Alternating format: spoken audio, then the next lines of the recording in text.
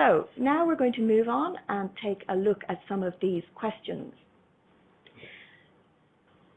So, one question here. Oh, we've got quite a few questions coming through on the options, so I might just take the more straightforward questions first of all.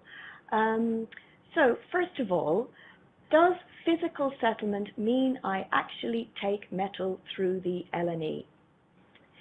So that one, well, yes, you would. If you buy a futures contract and go through to physical settlement, you would actually end up taking metal. Now, what we find is the way people use LME futures contracts is very, very, very few people actually go through to physical settlement.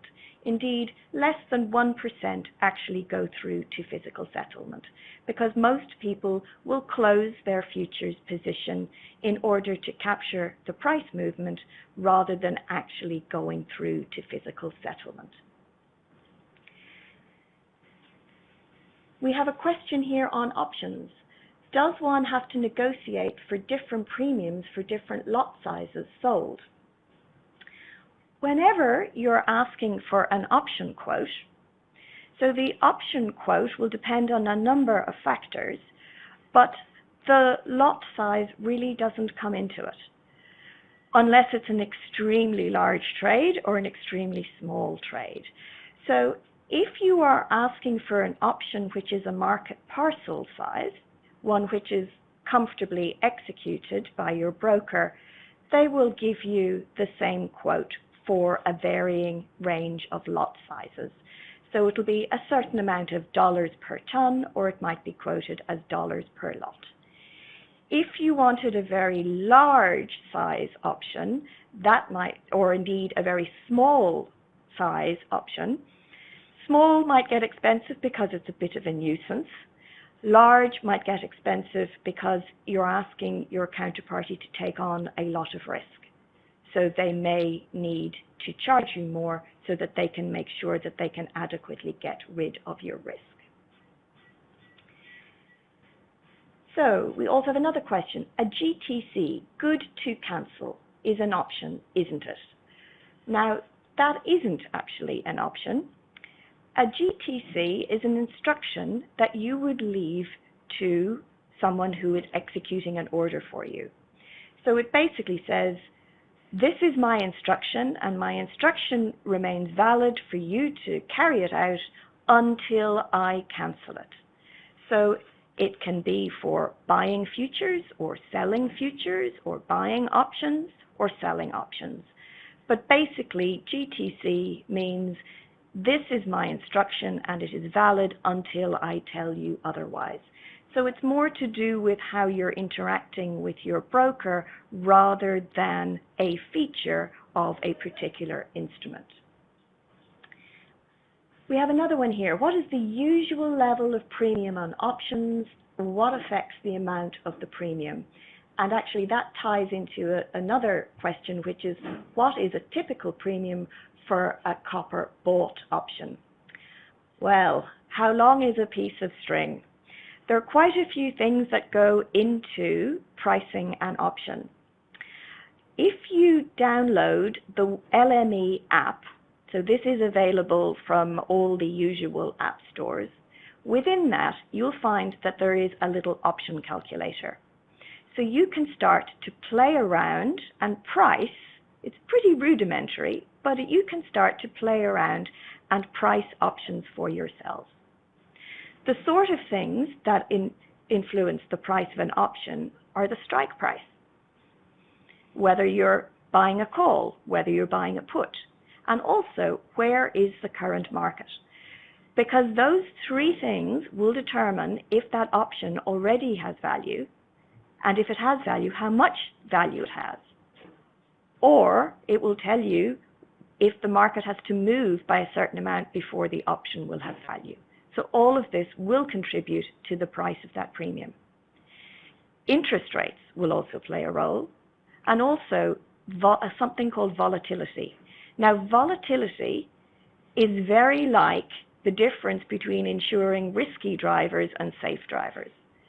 So if a metal is broadly being quite well behaved and not moving around a lot, options on that metal would be a lot cheaper than on a metal which is moving around a lot. So I'm afraid it's hard to give a precise answer on the premium. And also the other aspect which goes into the premium is time. I mean, just think about it. If you want car insurance for 6 months, that's going to be cheaper than taking out car insurance for 12 months. So I'd encourage you to have a look at that LME app, see if you can find that option calculator and start to have a little play around for yourselves. So, another question here is, can I access the LME directly to hedge, or do I have to go through a broker? If you want to use these LME instruments, you need to set up an account with a broker. So yes, in short, you need to go through a broker to access these instruments.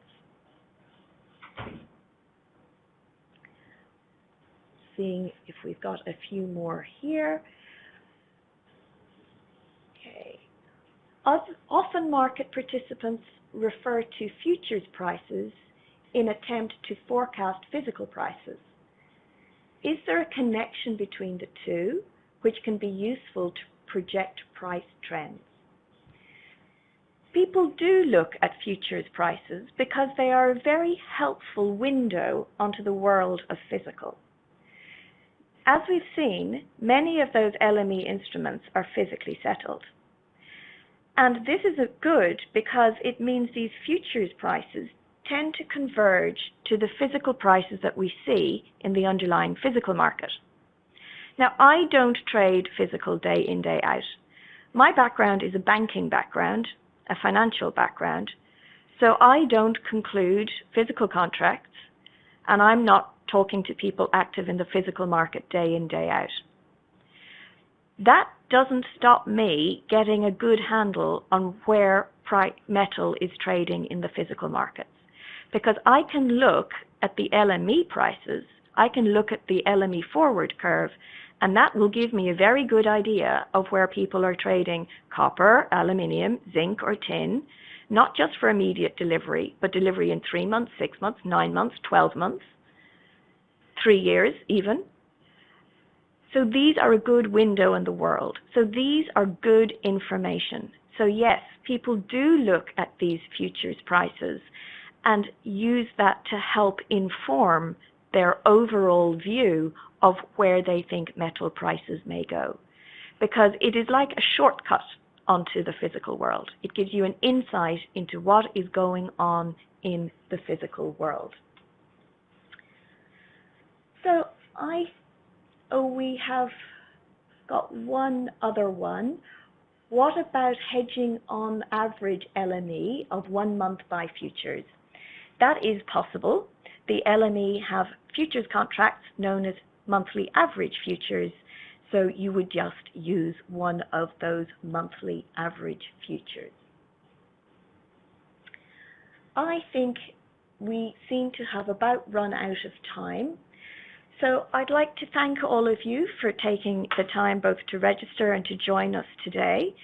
This webinar will be available for download, so if you think it's useful for your colleagues, please do let them know. Please, we do encourage you to leave your feedback and to also rate this webinar. There will be some links available for you to download, specifically a link to the next webinar and also links to the LME training courses, as these are an ideal way to expand your knowledge. And indeed, many of the questions that were coming through, these are exactly the sort of things that we deal with in the course of the training courses.